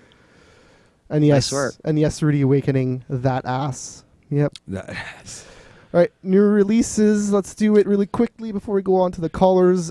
Forza Horizon for the 360 is out. Medal of Honor Warfighter for everything. Killzone Trilogy is out. That includes the first game on the PS2 for the PS3. A game of Dwarves for the PC and PS3.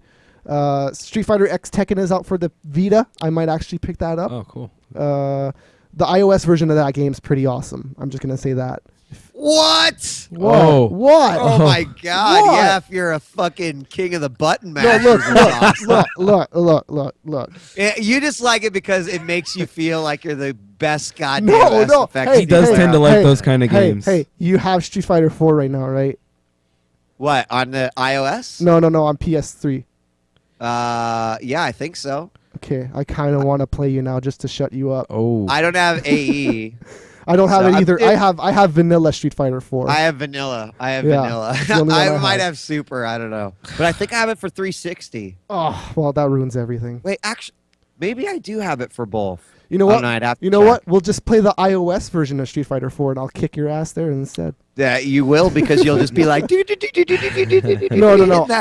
that one special button over and No, over. I turn off that super button. I don't use it. That's what he Oh, said. That's what he iOS. tells everybody though. No, the super button, when you turn it off, what it does, it makes your EX moves. So it's for an iOS version of a fighting game, it is fucking awesome. That's like, Awesome. it's not, Alright. I'm qualifying it. As an iOS game, Okay. it's awesome. All There right, you go. all right. Zero Pass. Escape, Virtue's Last Reward. That's a Vita game. I have no idea what that is. Must be some Japanese thing. But Super Monkey Why Ball. is everything that you don't know what it is has to be a Japanese thing? Because I think it's a JRPG. Oh, Yeah. Super Monkey Ball. That's also Japanese, but I know that. okay. That's there on you the go. Vita. You redeemed yourself. Yeah. A 3DS game called Adventure Time. Hey, Ice King, why'd you steal our garbage? That's a TV show. Or is it a online series? Adventure Time. Look it up. I don't know what it is. Farming Simulator 2013 for the PC. You can try tractors and shit. Hey, that's right up your alley, Wheat. Oh, yeah. I'm all over that. Not really, but. Did you know that there's a rabid group of people that is probably like, oh my God, I can do it now. They're going to get like special fucking John Deere controllers made by the same guys that made Steel Battalion controllers. It's going to be awesome. Hey, they keep making them every year. Somebody's got to buy them. Exactly. And the Unfinished Swan is a PSN game, sorry, that looks okay. It's like a first-person black and white shooter. It's weird. They haven't showed much about it. I'm uncertain about what it is. But there you go. That was the new releases. And now you can call in via Skype, Mega Scorcher TV, talk with Wheat and us, I guess. But Word. Sure you want to talk with Wheat. And whoever wants a free PSN month or PS Plus month, let me know. And I'll give it to you because I have a lot of them. I never thought this man right here would ever call in. Ever. So Adam Sliner's calling in. Yo, what's up? Hello. How's it going? Hello, Matt. Hello, Wheat.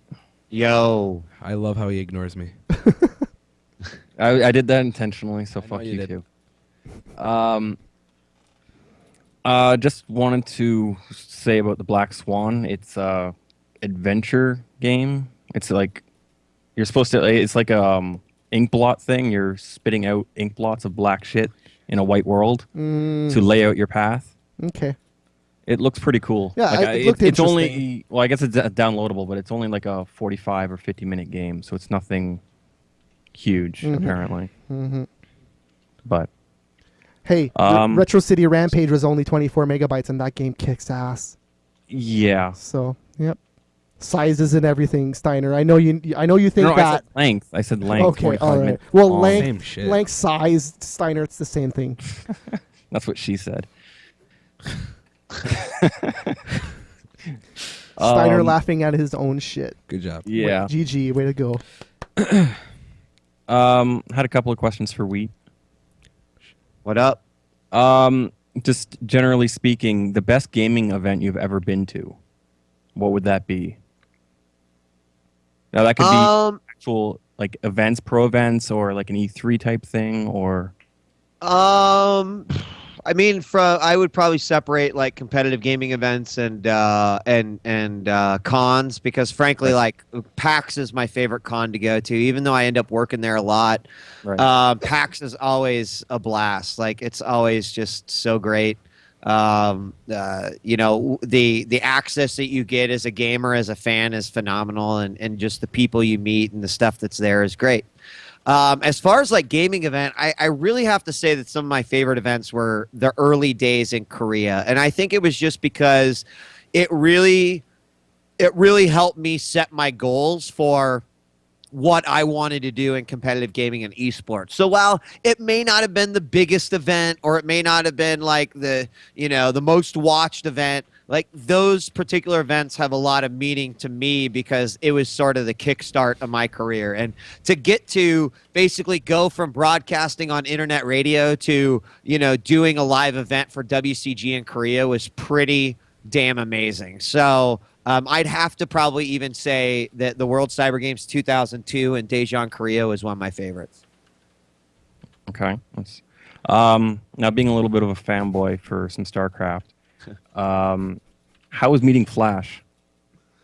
Meeting Flash was pretty incredible. What I didn't anticipate when I went to MLG that weekend is that, and actually this is the first time I've ever told this story publicly, but I ended up in a room at the end of the night with myself, Jen, I believe I was with Andrew from CSN, Rachel Seltzer Please, Torch, Hwani, and then Flash, J-Dong, Effort, Soulkey, the Blizzard rep who was taking care of the Kespa players. So, drinking some beers in their hotel room. And for me, like that was an absolutely surreal experience. And it was even more amazing because I didn't realize how much English J-Dong knew and how much English Flash knew. And so I had amazing conversations with J-Dong, who arguably had the best English. and learned so much. I got to, he was asking about how things were so big over here, and I was asking him more about Korea stuff. And it's just like, as a fan of competitive gaming, it was just sort of like a lifelong dream fulfilled, and I didn't even know it was going to happen. So They actually speak fairly well. Okay, because when you had them up on stage, I guess there was just 20,000 people screaming or whatever, so they were kind of nervous. Yeah. Speaking another language when there's that many people screaming for you has got to be pretty. Yeah. I mean, like, That's don't cool. get me wrong. Like, we weren't having philosophical. I know, debates and but shit, but it was I can still barely like, speak English, so if they can speak Korean and English, that's pretty fucking impressive. yeah, But yeah, that's pretty cool. pretty amazing. Like, yeah, I would maybe give my left nut to do that. So, just on a separate note, last night, or I guess today at work, I was watching some Kings of Tin. Those are some nice banelings you did. Hey, thanks, man. Every once in a while, I was surprised, but yeah, Come in you took clutch. out like a good 30 lings with like 3 or 4 banes. and I saved my ass. More importantly, because Yes, I had yeah, nothing you would have been else there. fucked there. I if would you have been screwed those so up. fucked up and down Yeah. and left and right. So thank you. I appreciate that. Hey Steiner, I know we usually talk 30 minutes, but I'm gonna take some calls. Yeah. See ya, man. See ya. Hey, guess what? Robert Suma's calling in. Who? Oh shit, Oh, he's oh failing no! too. Oh no. Robert oh, Suma. Oh wait, There we go, there am we I go. actually Dude, on? congratulations, brother. Yeah, congratulations. Getting married soon. Fuck yeah, man. I'm so excited. Oh, Thank you. oh, there you Well, go. I'm like, thank you. I am too. Oh yeah, you sound so excited, man. I think you know what? I don't have Skype set up right. It's my Obviously. fault. Obviously. You should learn how to mute the stream. That's what you should do. I can only hear you with the stream on. Oh No, you need to mute that. That's the problem. Oh, Jesus no, but if Christ. he can only Oh my God, these are the kind of guys I hang out with. Okay, hey, Well, somebody yeah, else as call soon in. as somebody get another Somebody else All right, call say in. something. I'm sorry. can you hear us now? No. No. Oh. Okay. Yeah, it fails. Okay. Hey, Suma, get your shit fixed. I fucked up. Hello. Yo, What's up? yo, Jeff, what's up? Nothing much. Nice seeing you guys again. This is my first time back on this streaming, like just watching it since a Yep. few months since I've been busy lately. What's up? Welcome back. Thank you. How you guys doing? This is just bringing back a lot of good memories of EG as Jeff1920. That is Amen, your man. name. So, question for DJ Wheat. Sure. Since the season 2 finals of League of Legends is over, I'm actually very happy going to my first esport event, which was that, and just seeing how it is live. Just got some questions for you about how Riot Games could improve next season, which is easy to answer, but just want to ask for your opinion. Since I was in that merch line broke my sanity that night. Really? It was what, just like insane or what? It was really bad, and I had a migraine all day. So going there, sitting in that line, watching the game on a small ass TV in the snack bar. Ah, right, Yeah. right, yeah, It was yeah. still I mean, I fun. can imagine. You know what they need to do next time is and of course, like again, hindsight's 2020. So like when I saw what they were doing there, you know what I would do is I would like make it so you could buy your merch online ahead of time and then pick it up when you're at the event. So you like walk in, you get your goodie bag, you grab your merch stuff. You know they've got Yes. it all cataloged, and then you go and sit down and enjoy the show. Because you're right, a lot of people. It was kind of like BlizzCon. Like people would go to BlizzCon just to buy from the merch store. People do that at PAX too. It was the same thing here. So, absolutely, I would make that suggestion. But I think in the grand scheme of things, Riot did an enormous amount right. I Yeah. love the orchestra. I love the hype that they built around the event. I felt like the fans were incredibly enthusiastic and energetic about everything going on. So, really, I think that Riot just has to figure out, like, how do we make this excitement span over the entire season? And how do we make people as excited for week 1 of games as they were for the finals? And, that's never an easy thing to do, but they've certainly set a good foundation for themselves. So, I'm really excited to see what they've got in store for season 3. And to be frank with you, I do not have that many details. Like I know like some things here and there, but I think that there's still a lot of stuff they're kind of keeping under wraps, and I'm excited to hear what they announce. There may or may not be some soundproof boots that block the screens. There may or may not. We'll see. God damn it. But yeah, I was the guy just sitting in like the top row just yelling EG. It's like, EG, Epileptic Gaming. I wanted to bum rush that spectator. Oh, dude. I think I heard you actually. I think I Yes. heard you. Yeah, absolutely, absolutely. Yeah, awesome. Yeah, I only got to watch game 1 live, and then pretty much the rest was sitting in that line watching it in the snack bar Wow. with people yelling. Yeah, that was how bad it was. So, yes, thank you for answering my question. And Matt, I would like a PlayStation Plus code, please. Okay, Oh, wow. I'll give it to you after the show. Yeah! Yeah. All right. Yeah, man, Thank see you very ya. much, Matt, Curbs, djWHEAT. Nice seeing you guys again. Long live EG Games. Yeah. I thought you were gonna say live long and prosper. Yeah, I know, that's what I was- I was waiting for it. All right, thanks for the Or call. how about be excellent to each other and party on, guys. Party on, bro. Party on, Garth. All right. Robert right. Suma, he Take might two. not All be right, failing this all time. right. There we it go. works now. Okay. I hadn't updated Skype on my computer, so I didn't have the settings for it to go through this headset. Blah blah blah. That just sounds like excuses. God. I feel like an idiot. Anyway, thank you, Wheat. Yeah, you're welcome, dude. Hey. I'm really excited. So So it's do probably you, like a ways off, but yeah. So do you think Dan should have won Big Brother?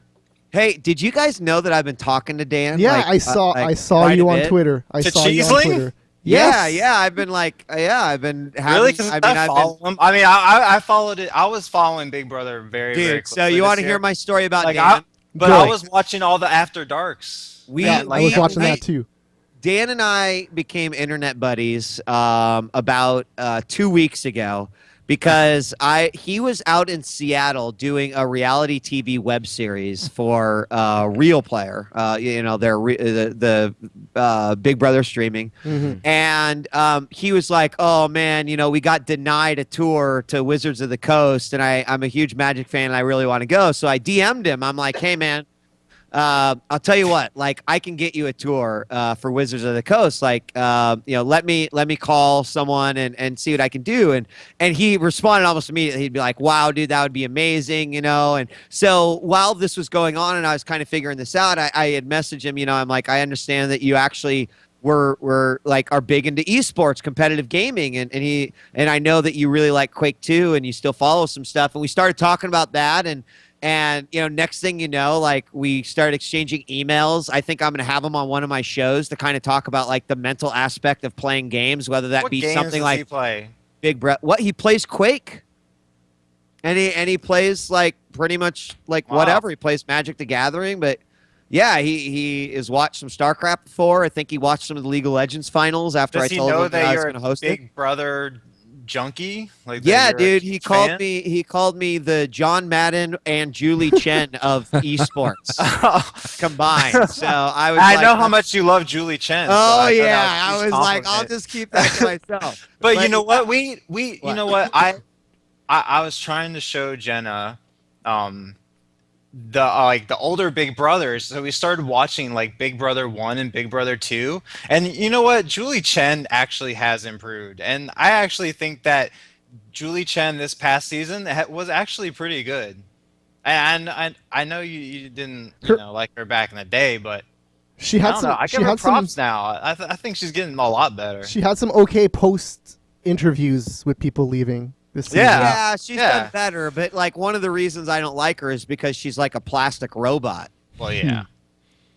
Well, She- she's on the she- Today Show, right? After like 20 years, I don't think she's aged. So do you think Dan should have won? I mean, were you a little surprised about how bitter like Frank was and all that? Yeah, I do think that Dan should have won because I think he played the best game.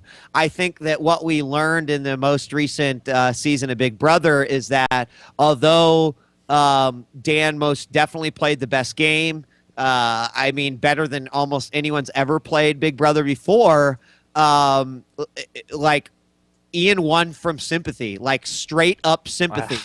I think that if Ian was not in the top 3, like people would have in the jury would have looked at it completely different. I was screwed over by Dan, but you know what? He played a hell of a game. And I think a lot of the jurors knew that. I think Dan made a huge mistake bringing him in rather over Danielle. I think if Dan had brought Danielle to the final 2, he would have won. I think bringing Ian to that final 2 was his mistake. What I thought was interesting this season with Survivor and Big Brother is that it seemed like it flip-flopped. The Survivor finale was like, yeah, she deserved to win, and everybody was like butthurt from her. And now this time everybody was butthurt with Dan, and they didn't vote for him, which is usually the other way around. It was just an odd season overall. I mean, it was just every single week everyone was getting backstabbed and different alliances every week. It really sucks that the homeboy went home like early. Russell, yeah, like I think Russell would have kept it really interesting in that house. I don't know. I was a little wary of the whole coaches thing too. Mm-hmm. But anyway, interesting series. I'll let you guys continue with your show. See ya, Suma. Bye. Peace, Suma. I thought that this season of Big Brother was interesting. Lots of flip-flopping and stuff. Man, every week was different. All right, Krillin's calling in. Yo, what's up? Oh, come on. There we go. Yo. Yeah, what's up? One thing I wanted to do was out of all the eras, eras of GG, what was your favorite era and why? I think the daily era was my favorite. I mean, it's just because, getting up every morning, putting together a script, coming up with ideas for the show, and then implementing them, that was challenging. And I feel like EG at the beginning was, such a grassroots movement, and we kind of took what our vision for the show was, and we ran with it. I mean, I had a lot of fun in V3, but obviously with some of the chemistry that we had, it's pretty hard to rival that. So that was definitely my favorite era by far. Mm-hmm. I love that era too, and thanks for calling, Krillin. He got disconnected in the middle there. So thanks, Krillin. We'll take this last call here. I'll just flip a coin. Okay, I got it. That's all. Yo, what's up? Yo, what's going on? Not much. Yeah, see, you're having a show here with djWHEAT. What? And I thought, I don't know. I thought it'd be cool to call in, kind of say that, it's your fault the way I think. The way I do about video games and video game accessories. I mean, your show came in at the right time for me, and I just attached to the no fluff nonsense way of EG and just flourished. And yeah, it's all your fault. So I just wanted to say that. But I had a question for you. Near the tail end of EG, you said you had 2 whole bags of lanyards, and I just wanted to get an update on that. How many bags of lanyards do you currently own, sir?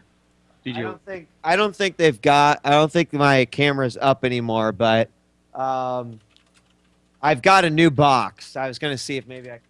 You want to put up his camera? I've got no. I don't have the box within grabbing. I have 2 bags, and I've added another box on top of that, which is pretty amazing. I've actually thought about it because the lanyards mean a lot to me, just because they tell a historic story of my involvement in esports, and I would love to actually kind of frame each one with a picture, but it's so hard to find a picture from each of the events that I've actually that I have a lanyard for.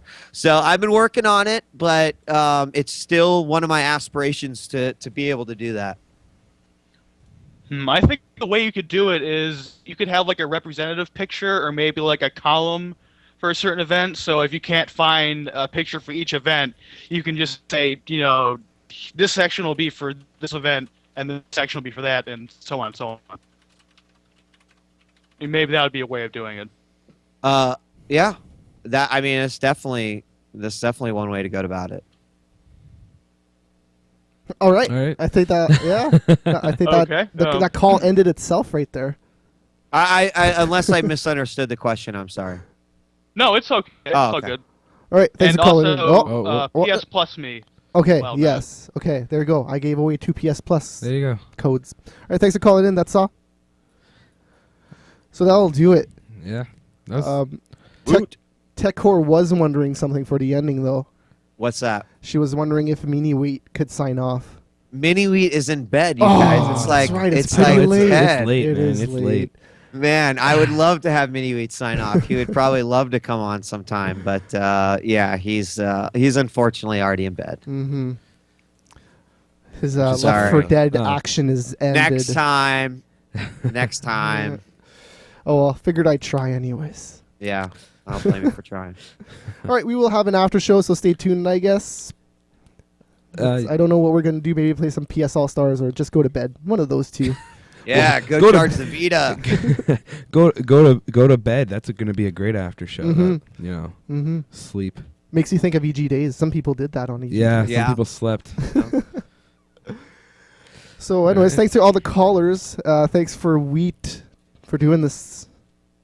Yeah, thank you. I appreciate you guys having me on. Hope I wasn't boring or anything, and keep on keeping on, guys. Even a boring Wheat is an entertaining No, Wheat. that was Oh, that. it There doesn't was matter. there was no. I couldn't even talk. I was just listening. I was just listening. I Normally, was so asleep. I'm couldn't pretty even sure. talk. I'm pretty sure there's a lot of some of our regular viewers are probably thanking you just for making it so that I never spoke. I mean, thank you for coming on. It was a real treat. Mm-hmm. And that does it. Thanks for tuning in. I don't know if you know this, but we have an MMA show. We have a card game show. We have a couple video game shows. We have a TV show. So Got go a to lot. megascorcher.com. Check all of those things out. We air almost every day on twitch.tv. So check out all that stuff. Again, thanks for Wheat for being here. Curbs, thanks for traveling all the way from Mr. Saga. 45 minutes away. Yep. It's not that far. And I've been Matt. See you guys. Peace. Peace.